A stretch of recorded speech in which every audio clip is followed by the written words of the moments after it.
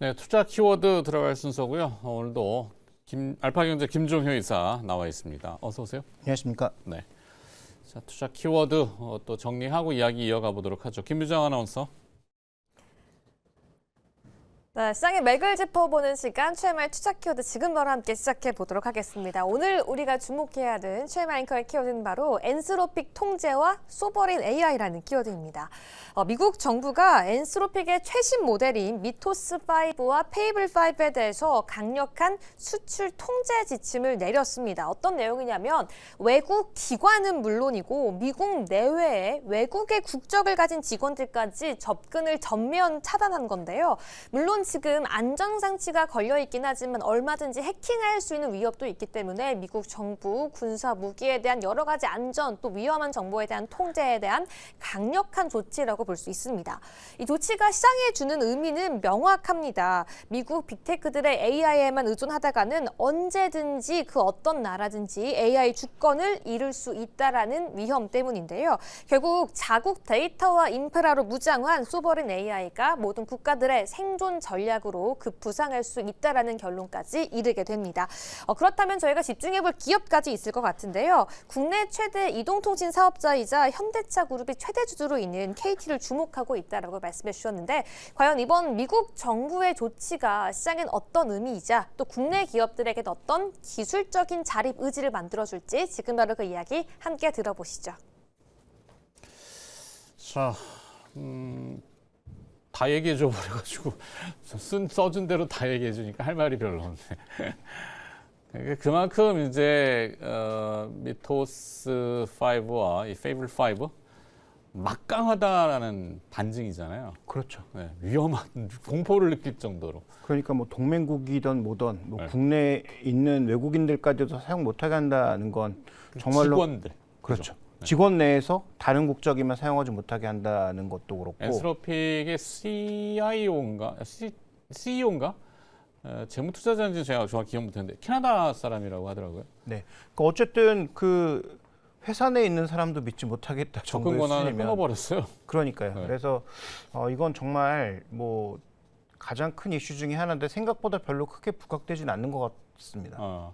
그렇죠. 뭐 오늘은 사실 종전 합의 이슈가 워낙 크고 그다음에 금요일에 이제 스페이스X가 올라갔고 뭐 달나라까지 주가도 이제 갈 모양이던데 워낙 수급이 탄탄해가지고 그렇다 치고 근데 거기에 이제 이 엔스로픽의 AI 수출 통제 이슈는 사실 곱씹어 보면은 굉장히 큰 이슈죠. 그렇죠. 네, 우리나라 이제 뭐 다들 이야기 논평들이 나왔습니다만 이제 서버린 AI를 더 서둘러야 된다. 서두른다고 될 일은 사실 아닌 거예요. 현실적으로는 이 미토스 페이블 5 지적이 아마존에서 이거를 제시한 모양이더라고요. 야, 우리가 해보니까 제이브레이크라고 하는 락 장치를 걸어놔도 얘가 이래 틀고 저래 틀고 몇 번만 틀어놨더니 풀려버리더라. 그 이거 다 밖으로 나가면 다 풀린다 이 얘기잖아요. 국방이나 뭐 보안이나 특히 이제 금융에 쓰일 경우에는 락을 다 깨버릴 수 있다라는 위험성이 있는 거고 공포스럽다라고 하는데 주변에서도 지난주에 이제 페이블 5를 잠깐 풀었던 유료 버전으로 써보신 분들이 자기 20년 동안 뭐 했는지 모르겠다라는 얘기들을 반복적으로 하시더라고요. 한 번에 그냥 다 풀어버린 뭐 뭔가를 줬나 봐요. 그래서 뭐 어찌됐건 이게 퍼진다라는 의미가 되겠고 그러면은 사실 우리가 뭘 할 수 있을까? 앞서도 이제 금융 선진국으로의 진입을 위한 글로벌 IB, 근데 스페이스X 공모 한지도 못 받아가지고. 네. 제가 이제 이거를 현실적으로 얘기하면은 그런 거죠. 사실 뭐 저희도 이제 아나운서 후배들이 와요. 그러면 이제 언변에 대한 기본 교육을 다 받고 방송에 오지만 경제 TV의 특성은 처음부터 말을 다시 배워야 된다. 이쪽이 용어가 달라서 그러면은 영어를 잘하는 그 직원들이 그들의 이야기를 끼어들 수 있을까? 끼어들지 못하는 거예요. 그들의 농담이나 제스처, 행간의 의미. 그러면은 리그 테이블이나 박스 안에 들어가도 맨날 까인단 말이에요. 이게 냉정한 얘기입니다. 그러면은 사실 뭐 자기자본금 3조 원, 5조 원 만들어 놓은 미래에셋이 그 리그 테이블에 들어가서 스페이스X 공모를 받기 위해서 소통을 할 때 소통이 안 되는 부분이 분명히 있었던 것 같아요. 골드만 GX가 골싸기 깠죠, 사실은. 그러니까 요점 뭐냐면 우리가 안 되는 거를 막 끼어 들어가지고 물론 교육을 잘 시켜놓고 그다음에 영어도 능숙하고 그쪽의 용어도 이렇게 통달이 되잖아요. 그러면 여기 안 있어요. 우리 국내 금융사에 안 있는다고. 그냥 골드만으로 가고 홍콩, 싱가포르로 나가가지고 연봉 많이 주는 데 가서 있지 뭘 24시간 눈 뻘개가지고 시차도 안 맞는데 냉정한 얘기입니다. 그들이 인력들이 있질 않아. 그러면은 다시 돌아가서 금융 선진이 안 되면은 제조업 선진을 추구할 때 글로벌 AI가 이만큼의 저완성도라면은 쫓아가도 한계가 분명히 있을 거고 차라리 그냥 제조업을 더 맞춰서 해야 하는 게 맞지 않나 현실적으로. 그래서 제조업은 사실 저는 휴머노이드입니다. 그래서 원탑은 그냥 현대글로비스인데 현대차, 현대글로비스 앞서 어떤 전문가 기아 얘기했지만 그 투탑으로는 현대차가 저는 이거 사실 찾아보다가 생뚱맞게 좀 놀랐는데 KT의 대주주더라고요. 네, 맞습니다. 그 KT 통신망 잡고 있는 거 뭐 이런 것들이라도 하겠죠. SK텔레콤이야 뭐 SK 쪽일 거고 LGU 플러스야 뭐 이번에 젠슨왕이 와서 이제 LG 쪽에 뭔가 잠깐 이슈가 되니까 주가가 좀 반응했지만 KT는 완전히 버려져 버렸더라고요. 전 국민 사실 저도 고객인데. 예. 근데 이제 KT가 예전부터 네이버랑 현대차랑 붙어서 뭐 이거저거 많이 했었잖아요. 네. 5G 로컬 5G도 한번 해보고 그거 묶어서 뭐 로봇도 해본다고 여러 가지 실험도 해보고 자율주행과 관련된 것도 뭐 실내부터 실외까지 여러 가지 시도는 정말 많이 했거든요.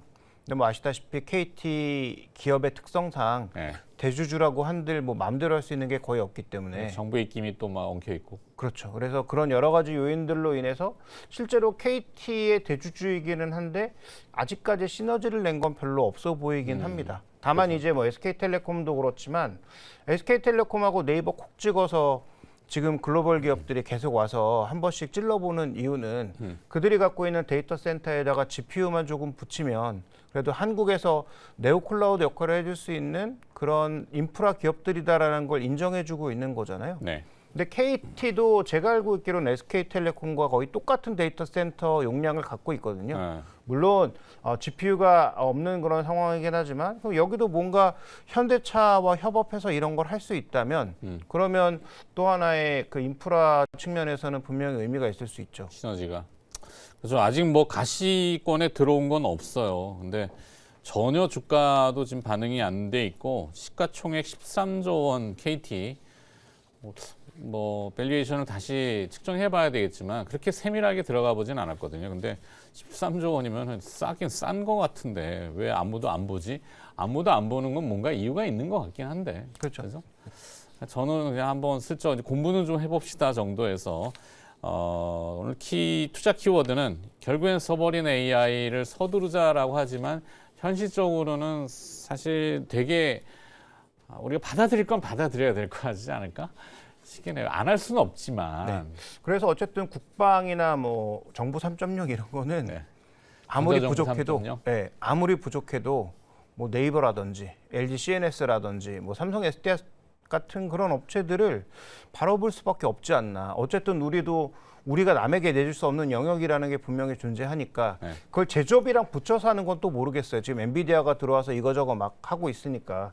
근데 적어도 뭐 국방이라든지 그런 특정 분야에 있어서의 소버린 AI는 가져갈 수밖에 없고 그러면 그나마 국내에서 어느 정도 기술력 가지고 있던 그런 회사들마저도 외면할 수는 없는 상태로 가는 거여서 저는 뭐 그런 측면도 어찌 보면 좀 의미가 있지 않나라는 생각도 더불어 해보게 됐습니다. 그러게요. 참 현실적으로는 하여튼 이 서버린 AI의 타격을 제일 안 받는 국가는 제가 봤을 때는 일본 같아요. 일본은 아예 도장 문화잖아요. 도장 찍어야지 서류가 넘어가고 우리는 아래 한글을 넘어야 되는 그 장벽이 있었는데 한동안은 이 뭐 챗GPT도 그렇고 그게 화면으로 인식을 해서 어느 정도 받아들이고 해석을 하는 것 같고 LLM 모델이 자 하여튼 뭐 그런 것 같아요. 제 얘기가 너무 길어지면 안 되니까 제 얘기는 거기까지. 네, 김종인 회사의 키워드 보도록 하겠습니다. 두 번째 김종회사의 키워드는 중동 MOU 하반기 수주 랠리 기대입니다. 우리 정부가 사우디아라비아와 함께 에너지와 자원 분야에서 중장기 협력을 약속하는 MOU를 체결했는데요. 이번엔 단순히 문서 교환에서 그치는 것이 아니라 현대차 공장과 HD 현대조선소 등 굵직한 실질적인 인프라 관련의 확대까지 함께 이어지게 됩니다. 그렇다면 자연스럽게 시청자분들 같은 경우에는 하반기 실적 턴어라운드를 기대하게 될 텐데요. 과연 수주 잭팟을 터뜨릴 기업 어딘지 지금 바로 함께 알아보시죠.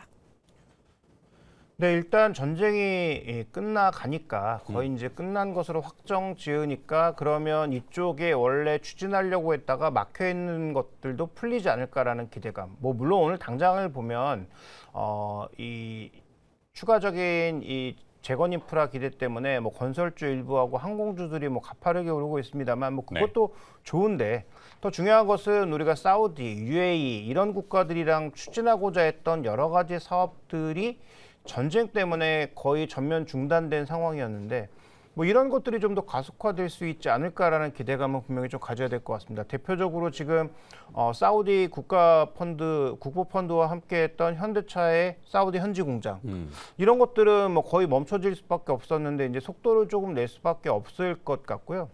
그다음에 이제 사우디 같은 국가도 뭐 다 알고 있잖아요. 지금 어차피 석유의 시대가 서서히 좀 끝나가고 있다는 걸 알고 있기 때문에 다음 세대를 준비하고 있는데 뭐 국민들이 제조업에 전혀 재주도 없고 하지도 않을 것 같아서 제조업을 정말 할 수 있을지 모르겠지만 지금 여기다가 석유화학 산업 일단 갖다 넣고 그다음에 지금 현대차 공장 짓고 그다음에 이제 아까 잠깐 언급되었던 뭐 조선소 이런 것들도 결국은 할 걸로 보이거든요. 네옴시티는 어디 갔을까? 네옴시티는 건설 중이죠. 다만 뭐 규모는 엄청나게 축소됐고 모래 밑에다 짓나 봐. 잘 안 보이던데. 근데 그 제가 한 2달 전인가 실제로 이제 거기 갔다 온 유튜버의 그 영상을 봤는데 아직도 기초 공사는 계속 진행 중이긴 합니다. 터파기. 네네네. 그래서 아마 규모는 대규모로 안전이 대폭 축소됐을 것 같은데 그러게요. 하고는 있다. 그래서 여러 가지 프로젝트가 이제 진행되고 있는 상황인데 그 어쨌든 뭐 이 미사일 날아다닐 때는 할 수가 없었을 테니까 거의 또 전면 중단되다시피 하다가 아마 다시 이제 재개될 가능성도 있고요. 그래서 그런 측면을 놓고 보게 되면 지금 산업부 장관이 제일 바쁘잖아요, 장관 중에. 그렇죠. 전 세계를 돌아다니고 있는데 배도 팔아 배 판대다. 잠수함 팔아야 되고. 그러니까. 네. 그래서 이제 여러 가지 그런 얘기들이 있다 보니까 이 지금 이번에 UAE 사우디랑 그 맺고 온 MOU의 내용들을 보면 에너지 산업과 관련돼서는 몇 가지 추진되는 부분들이 있고 그래서 뭐 석유 확보라든지 그다음에 뭐 나프타 확보라든지 그다음에 이런 거 AI로 묶어서 제조업을 좀 더 고도화시키는 작업 이런 것들에 대한 계약들을 맺고 왔다라는 측면에서 저는 그렇다면 여기에 이제 새로 공장 지을 수 있거나 수요를 좀 발생시킬 수 있는 그런 기업들에 대해서는 좀 주목을 해봐도 되지 않을까. 왜냐하면 지난 반등 등락 구간에서 반도체하고 뭐 AI 캐펙스 쪽 종목군들은 다 올랐는데 지금 뭐 전력 설비라든지 조선이라든지 이런 쪽 종목군들은 거의 뭐 고점 대비해서 40%, 30%씩 조정받았으니까 그런 차원에서 이제 하반기에 기대감이 뭐 전혀 없던 상황에서 이제 일부 기대감이 좀 생길 수 있지 않느냐라고 좀 봐야 될 것 같습니다. 네. 뭐 너무 저차원적이고 1차원적인 재건 이렇게 하는 거는 이제는 우리가 조금 세련되게 나가야 되지 않을까. 구체된 것이 필요하죠. 뭐 데이터 센터가 됐던 그 재건은 AI 인프라가 됐던. 제가 보기엔 이란 쪽은 가능성이 많이 낮아 보이고 뭐 UAE라든지 이런 쪽의 일부는 우리가 가져올 수 있겠지만 그것도 이제부터는 좀 숫자를 봐야 되지 않을까요? 그래서 뭐 건설주들 뭐 반등하는 건 그럴 수 있는데 과연 뭐 추가적인 반등을 보이려면 차라리 현대건설이 미국 쪽에서 SMR이나 아니면 원전 수주의 숫자가 나오는 게 조금 더 터닝 포인트가 되지 않을까 싶고 지금 말씀드린 건 이제 조선이라든지 그다음에 뭐 현대차 공장이라든지 이런 것들이 좀 더 의미 있지 않을까. 그래서 최근에 현대차 그 관련된 종목군들 중에서 의외로 강세를 보이는 종목이 꽤 많은데 뭐 로봇과 연계되어 있는 것으로 보입니다. 대표적으로 뭐 HL만도 이런 거 최근에 강세거든요. 그렇죠. 지난주에 상한가도 한번 갔던 것 같은데. 그 지난주 상한가였고 오늘도 이제 강세인데 그럼 이런 종목군들의 강세는 뭐 로봇이랑도 연결될 수 있지만 현대차의 신규 공장과는 또 연관이 없을까? 라는 부분도 한번 생각해 볼 수가 있겠고 그래서 만약에 이제 중동이 정말 평화로워질지는 아직 확인이 필요하나 만약에 그걸 전제로 깐다면 중동 쪽에도 신규 공장들이나 인프라들이 좀 깔릴 것으로 보이고 네. 그러면 그와 관련돼서 추가적으로 수주를 얻을 수 있는 기업들은 무엇일까에 대한 고민도 같이 좀 필요할 것 같은데 저는 일단 1차적으로는 조선, 그다음에 뭐 현대차와 관련된 기업들 이런 기업들을 좀 봐야 되지 않나라고 보고 있습니다. 네. 뭐 그래핑을 줬는데 좀 특정하긴 HL만도 HL만도도 그렇고 이제 만약에 자동차 공장이 거기 깔린다면 그러면 자동차 공장과 연계되어 있는 1차 벤더들은 뭐 다 해당될 수 있다라고 봐야 되겠죠. 물론 뭐 사우디가 뭐 정말 자동차를 많이 사주는 국가는 아니지만 자동차가 아니라 아마 휴머노이드로 생산 시설이 좀 변형되지 않겠어요? 아니 자동차가 가는데 여기 의외로 제네시스가 꽤 잘 팔립니다. 사우디나 중동 지역 쪽에. 그래서 아마 자동차 공장은 들어갈 것 같고 그다음에 뭐 말씀해 주셨던 휴머노이드 이런 쪽도 충분히 넓혀갈 수 있으니까 그래서 시장에 벌써 주목하고 있는 종목군들에 대해서는 우리가 좀 관심을 가져볼 필요가 있겠죠. 알겠습니다. 여기까지 듣도록 하겠습니다. 투자 키워드였고요. 알파경제 김종효 이사와 함께 이야기 나눠봤습니다. 고맙습니다.